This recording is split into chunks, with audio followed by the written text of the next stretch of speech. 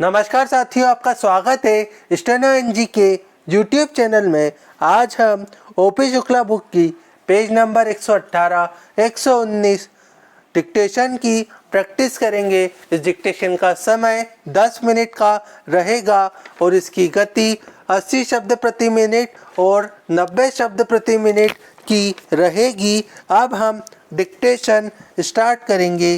1, 2, 3 start. सभापति महोदय, मैं वित्त विधेयक का समर्थन करने के लिए खड़ा हुआ हूँ।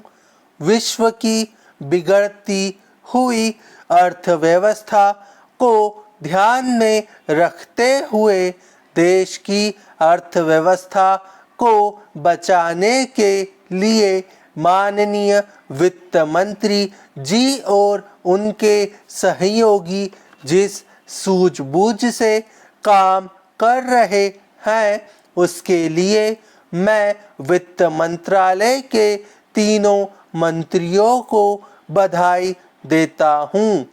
यह बजट बड़ी समझदारी से तैयार किया गया है।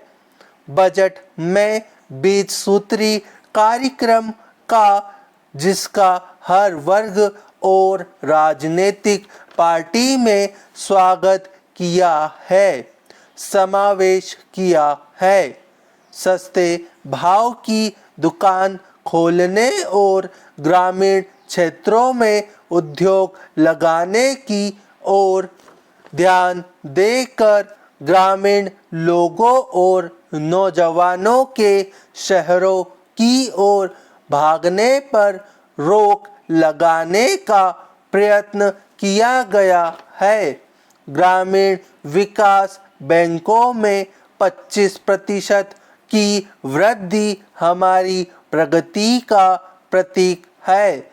इससे प्रकट होता है कि गांवों की तरफ हमारी नज़र गई है। जब तक हमारे गांवों का विकास नहीं होगा तब तक इस देश का विकास नहीं हो सकता।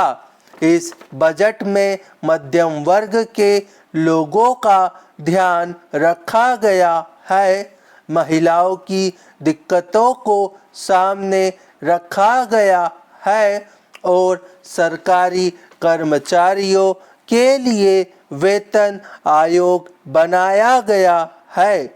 ये सब स्वागत योग्य कदम है। Paragraph change. विरोधी पार्टियों के सदस्यों ने इस बजट के बारे में जो आपत्तियां उठाई थी उनको ध्यान में रखकर वित्त मंत्री ने करों में राहत देने के बारे में कल जो घोषणा की है, मैं उसका भी स्वागत करता हूँ और उसके लिए उनकी प्रशंसा करता हूँ। कुछ परिस्थितियाँ अभी अभी पैदा हुई है, जैसे उत्तर प्रदेश में गन्ने के संबंध में कठिन स्थिति बनी। स्वयं प्रधानमंत्री जी ने उसमें रुचि ली और भारत सरकार की ओर से राहत देने की घोषणा की गई और उसको तुरंत लागू भी किया गया। साथ ही साथ महाराष्ट्र में कपास की जो स्थिति पैदा हुई उसको भी ध्यान में रखते हुए माननीय वित्त मंत्री जी ने रिजर्व बैंक को 12 करोड़ रुपए की सहायता देने का आदेश किया। ये ऐसी परिस्थितियां हैं जो अचानक खड़ी हो जाती है, लेकिन वित्त मंत्रालय बड़ी समझदारी से फौरन उनके संबंध में कार्यवाही करता है। Paragraph change. इसी प्रकार जो बेमौसम बरसात हुई उसका गेहूं की फसल पर असर पड़ा, उस पर भी भारत सरकार ने ध्यान दिया। ये ऐसी बातें हैं जिन पर टीका करना बड़ा सरल है। हर व्यक्ति अपने क्षेत्र में विकास चाहता है, लेकिन दूसरी ओर करों की आलोचना भी की जाती है। इससे अच्छा निकाल तो राष्ट्र का उद्धार नहीं कर सकता है। अब हम इसी डिक्टेशन को 90 शब्द प्रति मिनट की गति से दोहराएंगे। 1 2 3 स्टार्ट। सभापति महोदय, मैं वित्त विधेयक का समर्थन करने के लिए खड़ा हुआ हूँ। विश्व की बिगड़ती हुई अर्थव्यवस्था को ध्यान में रखते हुए देश की अर्थव्यवस्था को बचाने के लिए माननीय वित्त मंत्री जी और उनके सहयोगी जिस सूझबूझ से काम कर रहे हैं, उसके लिए मैं वित्त मंत्रालय के तीनों मंत्रियों को बधाई देता हूँ। यह बजट बड़ी समझदारी से तैयार किया गया है। बजट में 20 सूत्री कार्यक्रम का, जिसका हर वर्ग और हर राजनीतिक पार्टी में स्वागत किया गया है, समावेश किया है। सस्ते भाव की दुकानें खोलने और ग्रामीण क्षेत्रों में उद्योग लगाने की ओर ध्यान देकर ग्रामीण लोगों और नौजवानों के शहरों की ओर भागने पर रोक लगाने का प्रयत्न किया गया है। ग्रामीण विकास बैंकों में 25% की वृद्धि हमारी प्रगति का प्रतीक है। इससे प्रकट होता है कि गांवों की तरफ हमारी नज़र गई है। जब हमारे गांवों का विकास नहीं होगा, तब तक इस देश का विकास नहीं हो सकता। इस बजट में मध्यम वर्ग के लोगों का ध्यान रखा गया है। महिलाओं की दिक्कतों को सामने रखा गया है और सरकारी कर्मचारियों के लिए वेतन आयोग बनाया गया है। ये सब स्वागत योग्य कदम है। Paragraph change. विरोधी पार्टियों के सदस्यों ने इस बजट के बारे में जो आपत्तियां उठाई थी, उनको ध्यान में रखकर वित्त मंत्री ने करों में राहत देने के बारे में कल जो घोषणा की है, मैं उसका भी स्वागत करता हूं और उसके लिए उनकी प्रशंसा करता हूं।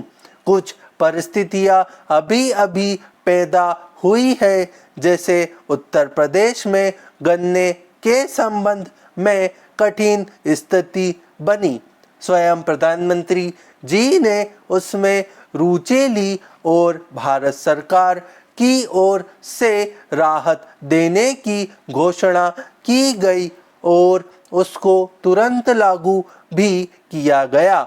साथ ही साथ महाराष्ट्र में कपास की जो स्थिति पैदा हुई, उसको भी ध्यान में रखते हुए माननीय वित्त मंत्री जी ने रिजर्व बैंक को 12 करोड़ रुपए की सहायता देने का आदेश किया।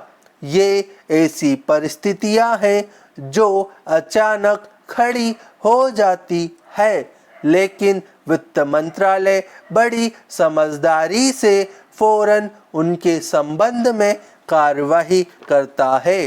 Paragraph change. इसी प्रकार जो बेमौसम बरसात हुई, उसका गेहूं की फसल पर असर पड़ा। उस पर भी भारत सरकार ने ध्यान दिया। ये ऐसी बातें हैं जिन पर टीका करना बड़ा सरल है। हर व्यक्ति अपने क्षेत्र में विकास चाहता है, लेकिन दूसरी ओर करों की आलोचना भी की जाती है। इससे अच्छा निकाल तो राष्ट्र का उद्धार नहीं कर सकता है। देश में जो उत्पादन होगा और जो कर वसूल होगा उसी के द्वारा देश के हर क्षेत्र का विकास हो सकता है। यदि कर बढ़ते हैं, विरोधी दल उसकी आलोचना करते हैं, लेकिन यदि हम सारे बजट पर निष्पक्ष होकर विचार करें तो हम देखेंगे कि यह बजट हर दृष्टि से बहुत ही सुंदर और स्वागत योग्य बजट है। तो उम्मीद है ये वीडियो आपको पसंद आई होगी। अगर पसंद आती है तो इसे लाइक करिए, चैनल पे नए हैं तो इसे सब्सक्राइब करिए। आज के लिए इतना ही। जय हिंद, जय भारत।